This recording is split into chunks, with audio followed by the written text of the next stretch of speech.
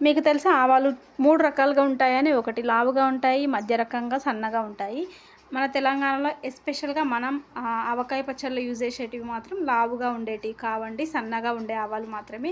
ఈ సన్నగా ఉండే ఆవాలు మాత్రమే మనకు ఘాటుగా ఉంటాయి. ఇక్కడ చూస్తున్న లావు ఆవాలు మాత్రం తాలింపులో యూజ్ చేసుకుంటేనే బావుంటాయి.